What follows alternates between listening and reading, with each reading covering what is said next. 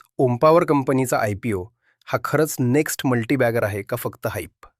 कारण नंबर्स आणि IPO details पाहिल्यावर पिक्चर पूर्ण बदलते. तर ओमपावर ही अशी कंपनी आहे जी वीज तयार करत नाही, पण ती एका ठिकाणाहून दुसऱ्या ठिकाणी पोहोचवण्यासाठी इन्फ्रास्ट्रक्चर तयार करते. आता IPO डिटेल्स बघा. IPOची साईज 150 कोटी 6 लाख रुपये आहे. यात 132 कोटी 56 लाख रुपये फ्रेश इश्यू आणि 17.5 कोटी रुपये ऑफर फॉर सेल आहे. म्हणजे कंपनी ग्रोथ, लोन रिपेमेंटसाठी पैसा उभारत आहे आणि प्रमोटर्स थोडा स्टेक रिड्यूस करत आहेत. IPOचा प्राइस बँड 166 रुपये ते 175 रुपये आहे आणि रिटेल इन्व्हेस्टरसाठी मिनिमम इन्व्हेस्टमेंट 14,875 रुपये आहे. आता नंबर्स पाहिले तर FY23 रेव्हेन्यू 120 कोटी रुपये, FY24 182 कोटी रुपये, FY25 279 कोटी रुपये आणि FY26 366 कोटी रुपये आहे. तर प्रॉफिट रिस्पेक्टिव्हली 6 कोटी 22 लाख, 7 कोटी 41 लाख, 22 कोटी 8 लाख आणि 31 कोटी 15 लाख असे असणार आहेत. म्हणजे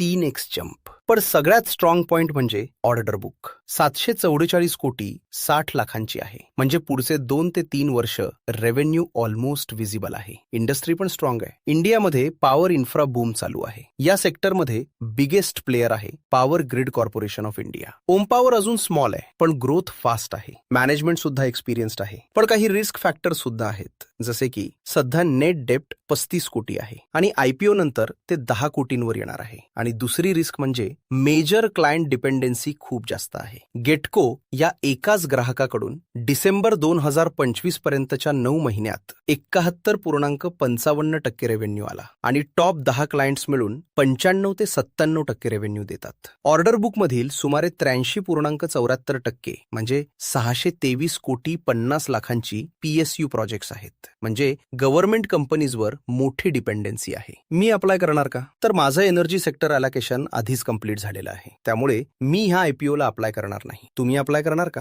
नक्की कमेंटमध्ये सांगा.